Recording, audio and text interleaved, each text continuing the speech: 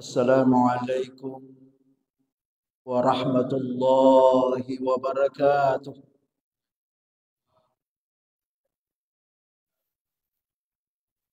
Innal hamdalillah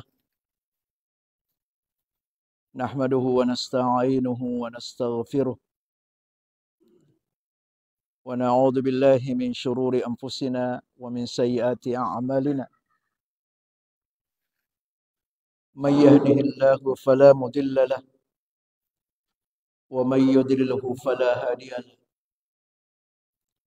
Wassalatu wassalamu ala khatamil anbiya'i wal mursalin Sayyidina wa maulana Muhammad wa ala alihi wa sahbihi wa man tabi'ahum bi ihsanin ila yaumiddin, amma ba'du. Hadirin kaum muslimin jamaah salat maghrib yang sama-sama dirahmati dan dimuliakan oleh Allah Subhanahu wa taala. Alhamdulillah, kembali kita menyatakan rasa syukur kita kehadirat Allah Subhanahu wa taala karena atas segala nikmat dan karunia-Nya yang Allah limpahkan kepada kita semua, sehingga dengan nikmat-nikmat itu hingga detik ini kita masih tetap setia dan istiqomah melaksanakan perintah-perintah Allah Subhanahu wa taala. Salawat serta salam mari bersama-sama kita peruntukkan kepada junjungan Nabi besar Nabiullah Muhammad sallallahu alaihi wasallam. Hadirin jamaah yang dimuliakan Allah, insyaallah pada malam ini kita akan lanjutkan kembali kajian tafsir Ibnu Katsir, dan kali ini kita akan lanjutkan tafsir surat Al-Baqarah. Sekarang kita membaca, menelaah dan mengkaji ayat yang ke-26. A'udzu billahi minasy syaithanir rajim. Bismillahirrahmanirrahim. Innallaha la yastahyi ay yadriba mathalan ma ba'udatan fama fawqaha. Artinya, innallaha, sesungguhnya Allah, la yastahyi, tidak segan. Ya, kalau biasa juga dimaknai Allah, sesungguhnya Allah tidak malu. Ya, yastahyi. Nah, itu bahasa makna umumnya itu malu. Ya, tapi ya kalau kita lihat terjemahan Kementerian Agama itu dimaknai segan. Jadi Allah itu tidak segan. Ya, Allah itu tidak malu. Ayyadriba masalan, untuk membuat perumpamaan. Untuk membuat perumpamaan. Apa perumpamaannya yang mana Allah nyatakan tidak malu? Ma ba'udatan, yaitu seekor nyamuk. Ma ba'udah, ya, seekor nyamuk. Fama fauqaha, atau binatang yang lebih kecil dari itu tadi. Jadi Allah tidak segan membuat perumpamaan seekor nyamuk atau hewan atau binatang yang lebih kecil lagi dari itu. Ya, tapi di sini ya standar kecilnya itu nyamuk. Tapi kan masih ada lebih kecil dari nyamuk kan. Ya, tapi di sini ya Allah menyebutkan kata nyamuk. Nah, kita terjemahkan dulu secara keseluruhan baru kita jelaskan. Fa'ammal ladzina amanu,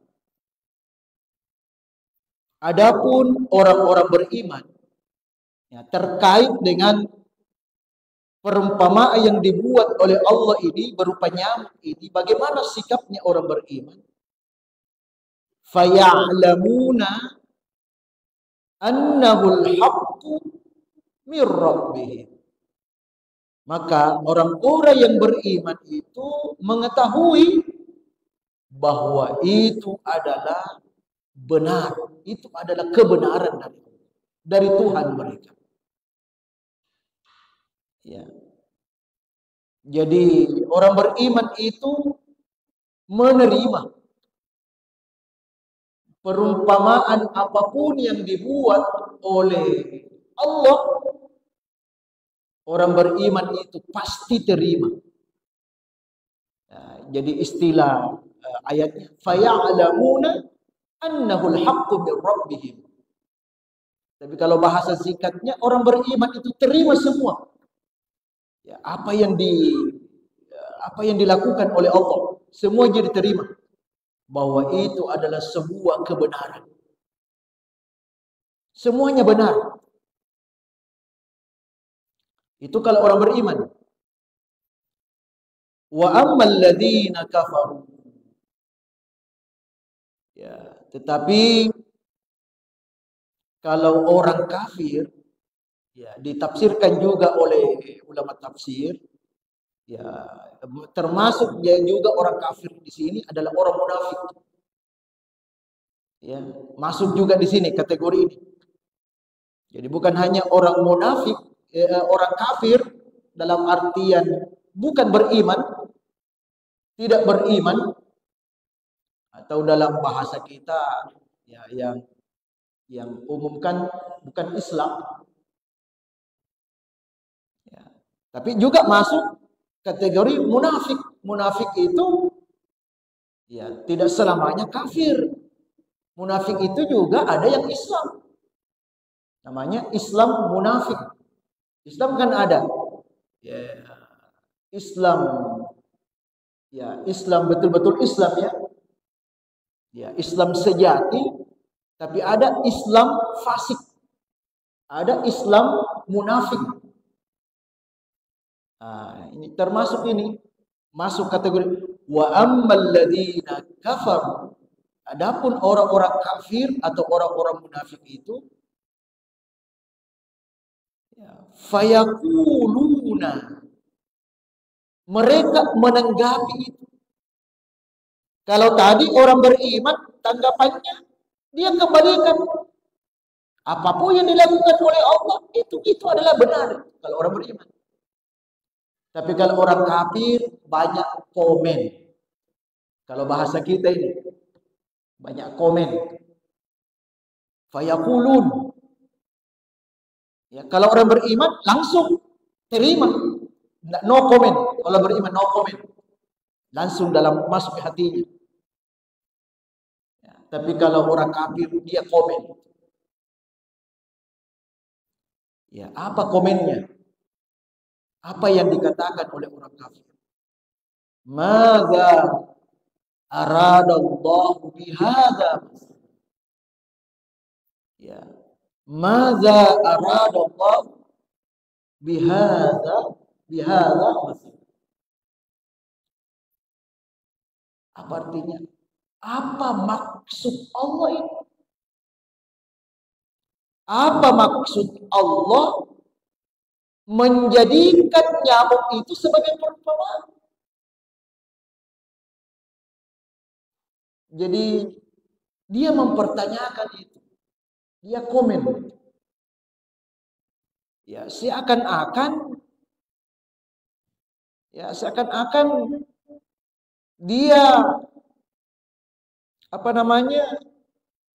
ya kepada Allah itu,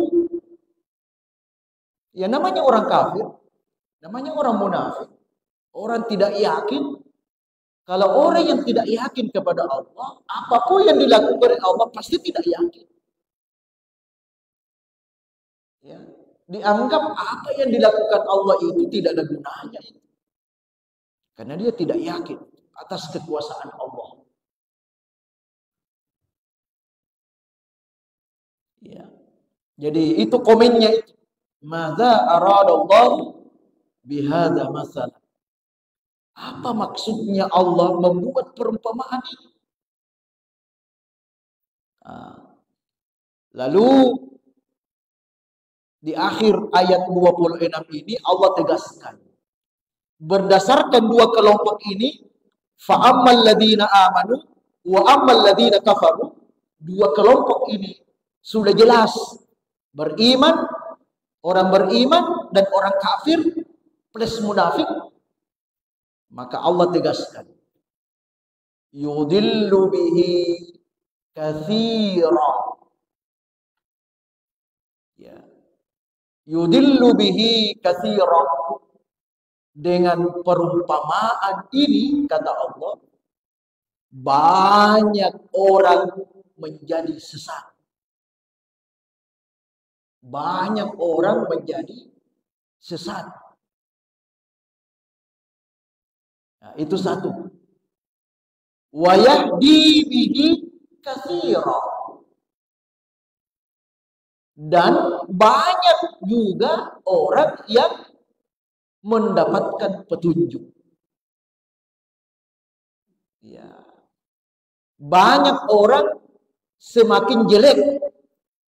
Tapi kata Allah, dengan perumpamaan nyamuk ini, banyak orang juga mendapatkan hidayah. Ada yang tambah sesat, tambah kafir, tambah munafik. Tapi ada juga langsung dia beriman. Yang tadinya dia kafir menjadi beriman. Yang tadinya dia jauh dari Allah semakin dekat dengan Allah. Jadi itu Allah nyatakan itu. Ya, dengan perumpamaan ini banyak juga orang yang mendapatkan petunjuk. Wa ma yudillu bihi illal fasiqin. Ya, wa ma yudillu bihi illal fasiqin. Dan tidak ada yang disesatkan Allah ya dengan perumpamaan itu illal fasiqin. Ya, kecuali hanya orang-orang fasik. Ya, hanya orang-orang fasik saja yang disesatkan oleh Allah itu. Ya. Hadirin jamaah yang dimuliakan oleh Allah Subhanahu wa taala.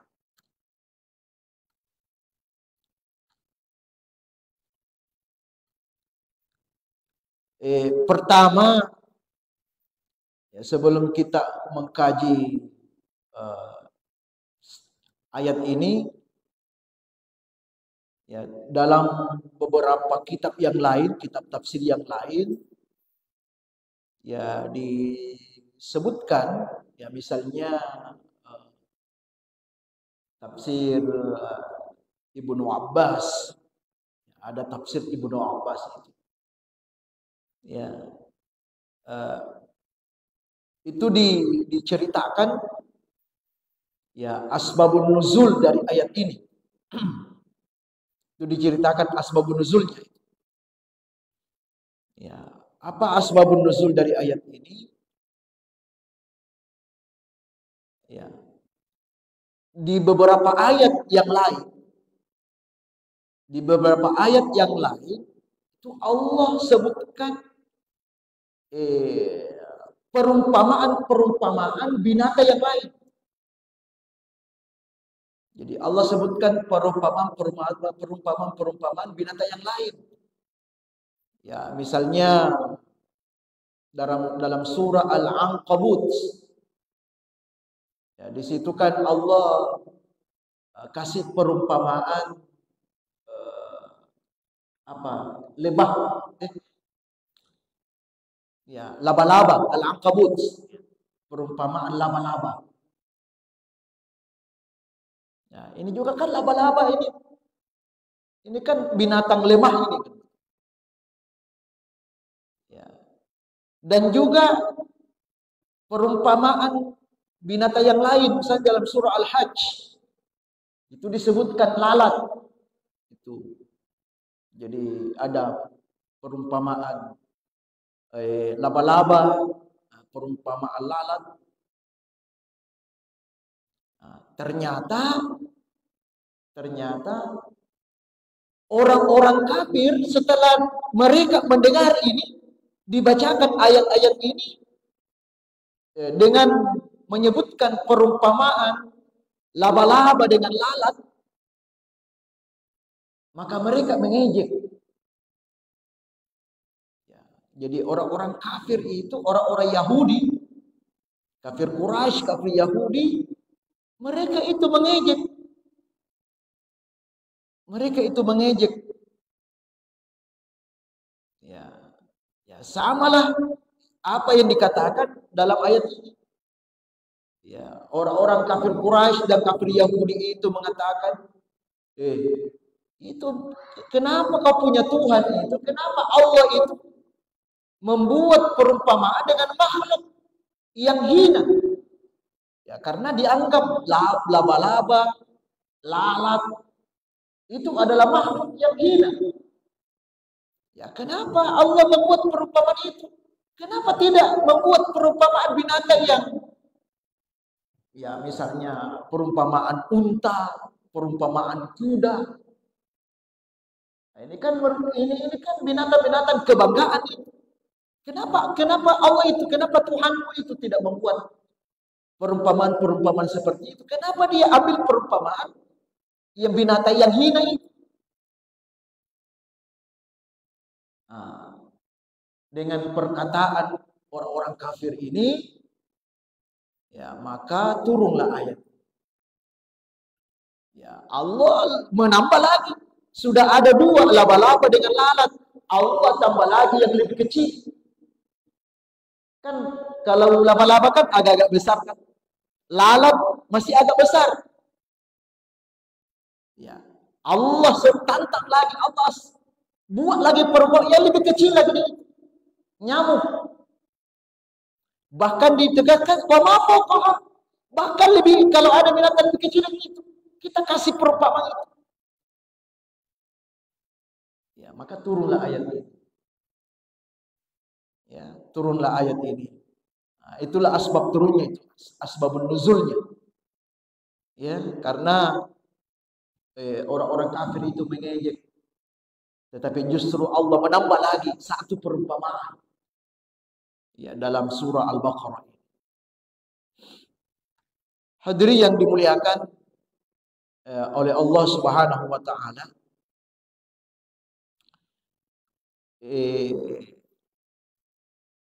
Kalau dikatakan tadi orang kafir, ya, kenapa Allah membuat perumpamaan binatang yang hina? Ini yang perlu diperbaiki.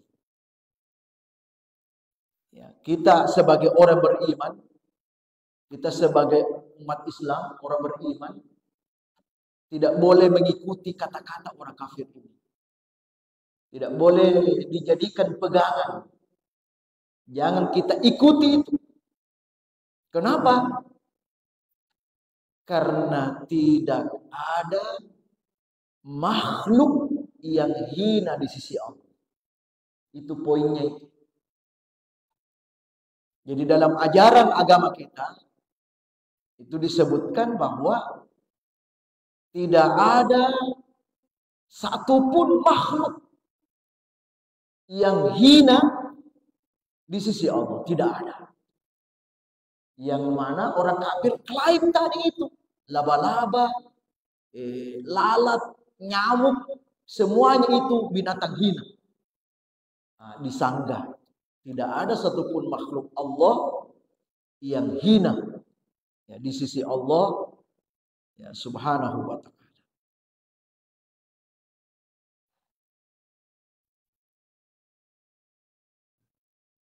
Ya. Kenapa? Kenapa orang kafir menyatakan begitu? Sementara Allah mengatakan justru tidak yang ini. Ya. Karena kebodohan orang kafir terhadap nyamuk misalnya. Karena kita bahas nyamuk. Karena kebodohan orang-orang kafir itu terhadap pengetahuan nyamuk. Makanya dianggap binatang hina. Nah, ini satu pelajaran. Ini satu pelajaran. Ketika ada satu objek, jangan langsung kita vonis, klaim objek itu. Apalagi mengklaim sisi negatifnya. Tidak boleh. Langsung memvonis itu tidak benar. Langsung memvonis itu tidak baik. Tidak boleh itu. Tanpa mengetahui secara menyeluruh mengenai objek itu yang divoniskan itu, yang divonis tidak baik, divonis jelek.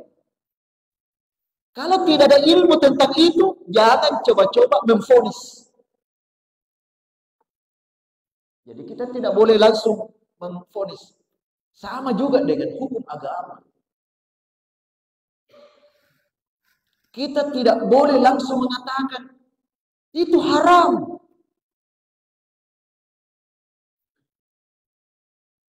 Atau ini yang lebih sensitif, itu bid'ah. Ini yang sensitif ini. Tidak bisa langsung kita katakan itu bid'ah. Bid'ah dalam tanda kutip sesat. Kalau bid'ah makna umum diterima.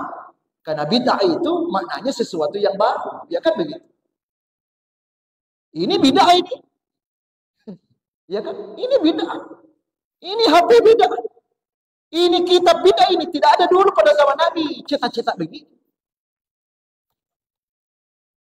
Semuanya ini juga ini foto ini bid'ah semua ini. Apalagi semua bid'ah ini.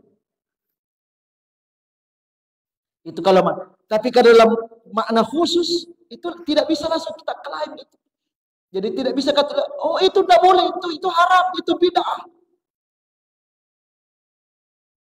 Jangan dulu kita harus betul-betul kita pahami itu. Nah, sama dengan orang kafir ini. Orang kafir itu menganggap bahwa nyamuk, lalat, laba-laba itu makhluk hina. Kenapa dia langsung kehinaan makhluk-makhluk ini? Karena dia tidak paham tentang binatang itu. Tidak tahu ilmunya itu binatang. Nah, ini pelajaran bagi kita ini. Kita pelajaran. Makanya ya kita dalam hidup beragama ini ya kita lebih baiklah kita standar lah itu. Kita apa yang kita pahami, kita sudah pelajari dari guru-guru kita amalkan lah itu. Ya, tanpa ketika ada yang berbeda yang kita lakukan ya tidak boleh langsung kita klaim itu salah karena berbeda dengan kita. Ya kan begitu? Tidak boleh juga. Tidak boleh juga. Ya. Ya, karena yang selama itu bukan usuluddin. Selama itu bukan dasar agama, usulnya, selama itu bukan usulnya, maka itu berpotensi berbeda-beda. Ya. Selama itu bukan usul atau kita sebut furu'. Kalau urusan furu'iyah itu bisa jadi berbeda-beda. Tapi kalau urusan usul, ajaran agama ke Islam begitu. Ada usul, ada furu. Usul itu ajaran pokok. Usul itu ajaran pokok. Furu ini cabang-cabangnya. Cabang-cabang keislaman itu. Contohnya apa? Usul. Usul itu misalnya salat diwajibkan 5 waktu. Atau lebih spesifik, salat subuh itu 2 rakaat. Itu usul. Ini usul. Jadi siapa yang salat subuh 1 rakaat atau 3 rakaat, berarti itulah bid'ah. Tidak ada keraguan lagi menyatakan bid'ah kalau dia melanggar usul. Kalau sudah berbeda dengan usulnya. Kalau kita bicara salat ini. Jadi kalau ada yang berbeda, ada yang menyalahi subuh 2 rakaat, duhur 4 rakaat, asar 4 rakaat, maghrib 3 rakaat, isya 4 rakaat. Kalau ada yang menyalahi usul ini, berarti bid'ah. Itu pasti. Tapi kalau masuk urusan furu'iyah, yang mana itu furu'iyah? Misalnya kunut subuh. Itu kunut subuh itu furu'iyah. Maka yang kunut dan yang tidak kunut tidak boleh saling menyalahkan. Tidak boleh. Karena furu'iyah. Dan tidak boleh saling mengatakan. Orang yang tidak kunut menyatakan, oh itu yang kunut, bid'ah itu. Tidak boleh. Karena furu'iyah. Sama dengan menjaharkan bismillah dengan tidak. Atau yang tidak baca bismillah. Jangan bilang orang baca bismillah itu bid'ah. Nah, itu furu'iyah. Tidak boleh. Jadi yang bisa disebut pelaku bid'ah kalau sudah menyalahi usul. Ini itu usul. Tapi kalau menyalahi furu'iyah, kalau masalah furu'iyah itu jangan dulu dong. Jangan. Ya, karena semuanya itu ada dasarnya. Karena itu semuanya adalah ya, para ulama kita itu lakukan dan mereka punya dasar. Ya, jadi kita kembali ke sini. Ini sengaja kita luaskan ini supaya kita lebih paham. Sama juga dengan orang kafir. Bahwa orang kafir itu menyatakan bahwa nyamuk itu hina karena mereka tidak paham ya tentang nyamuk itu. Ya, menurut sains ya, menurut sains ini ya, sains ya, terkait dengan sains anatomi ya, ternyata dalam tubuh nyamuk itu atau binatang kecil itu, maka yang lebih kecil lagi dari nyamuk itu juga ada sistem peredaran darah seperti kita. Ada sistem peredaran darah itu. Ya, ada seperti kita. Kalau kita kan istilah sistem peredaran darah kan. Ya, tapi ada juga sistem seperti itu. Seperti halnya manusia ada sistem peredaran darah. Nyamuk juga ada begitu. Semut juga ada begitu. Lalat juga ada begitu. Laba-laba juga ada begitu. Semua binatang ada sistem peredaran darahnya. Ada juga alat pernapasannya. Ya. Bahkan ini yang tidak dimiliki, yang sama sekali orang-orang kafir itu tidak tahu ini. Bahkan ini sudah diteliti bahwa ternyata nyamuk itu memiliki kemampuan yang tidak dimiliki oleh manusia. Coba. Apa kemampuannya nyamuk itu? Yang tidak dimiliki oleh manusia, yaitu mampu mendeteksi panas tubuh manusia dari jarak jauh. Dari jarak jauh itu. Ya, nyamuk ini bisa mendeteksi panas tubuh kita. Ini sudah diteliti. Kalau kita kan tidak. Kalau kita ini nanti kita tahu orang panas baru nanti dipegang, oh kok panas. Nanti kita pegang, nanti kita sentuh badannya. Ini kesegini, demam ini anak ini. Nanti dipegang itu. Kita juga tidak bisa merasakan itu. Ini panas kah tidak anak ini. Nanti kita pegang baru panas. Oh kalau nyamuk dari jauh itu dia sudah tahu. Oh ini orang ini tubuhnya panas ini. Ya, temperatur apa namanya? Temperatur suhunya ini naik itu. Nyamuk itu tahu. Ya. Ya, maka ya bisa jadi ya ini mungkin juga nyamuk itu ketika ingin menggigit kita, mungkin mereka juga ada ilmu itu. Oh ini cocok ini kita gigit ini. Ya kan ada juga itu. Ini aneh bin ajaib tapi ya itu fakta. Ada orang kita ini sudah digigit nyamuk dia belum pernah digigit. Bahkan sebelum apa namanya pakai ya autan ke apa. Ya, tapi ya tidak. Berarti dia tahu ini, mungkin dia deteksi ini suhunya ini cocok ini untuk saya ini. Bisa jadi begitu. Wallahu a'lam. Ya, kita tidak tahu yang sesungguhnya, yang jelas ya nyamuk itu punya kemampuan sendiri. Jadi itu poinnya.